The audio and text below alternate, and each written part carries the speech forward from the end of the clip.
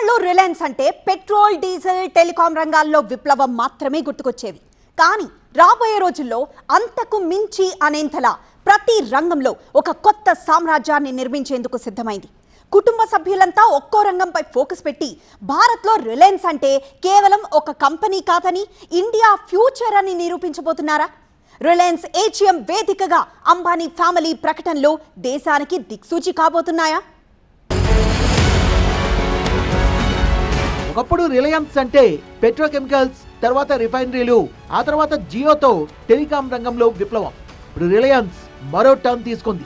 ఈసారి కంపెనీ వ్యాపారాల కంటే భవిష్యత్ భారతదేశానికి బ్లూ ప్రింట్ చూపించడంపై ఫోకస్ పెట్టినట్టుగా కనిపిస్తోంది. కంపెనీ ఏజిఎం వేదికగా ముఖేష్ అంబానీ చెప్పిన ప్రతి మాట రాబోయే 10 ఏళ్ల దిశను సూచించేలా కనిపించింది. ఏజిఎం వేదికగా అంబానీ ప్రకటించిన కీలకమైన ఫ్యూచర్ ప్రాజెక్ట్ లో earth orbit LEO satellite internet వైపుగా అడుగులేస్తోంది. అంటే భూమికి దగ్గరగా తిరిగే శాటిలైట్ల ద్వారా దేశంలోని మారుమూల గ్రామాలకు కూడా హై స్పీడ్ ఇంటర్నెట్ అందించాలని లక్ష్యంగా పెట్టుకుంది. దీనికోసం ప్రపంచ శాటిలైట్ కంపెనీలతో భాగస్వామ్యాలు, గ్రౌండ్ స్టేషన్లు నిర్మించడం ఇప్పటికే ప్రారంభమైంది. భవిష్యత్తులో స్టార్లింక్ కు పోటీగా పూర్తిగా భారతీయ శాటిలైట్ నెట్వర్క్ కూడా అభివృద్ధి చేసే అవకాశాన్ని జియో పరిశీలిస్తోంది. There's one more frontier I would like to mention: satellite communications. Jio connected India on the ground. Now we must connect India from the skies. There are still the remotest of villages, island communities, and border outposts where Jio network cannot reach. For them, satellite connectivity will be the bridge to the rest of India. Jio is evaluating the development of a sovereign low Earth orbit satellite constellation for India.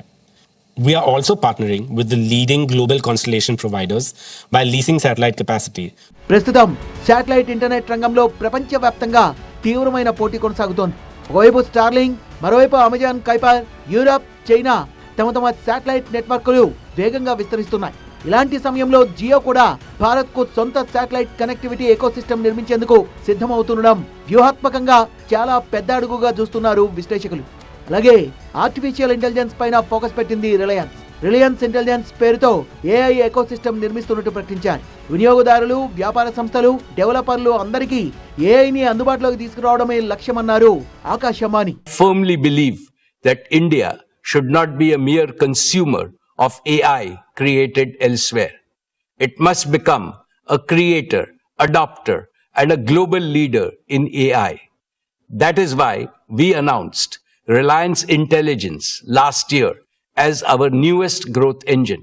Reliance కుటుంబంలో పూర్తిగా భిన్నమైన దిశలో నీతా అంబానీ అడుగులు వేస్తున్నారు.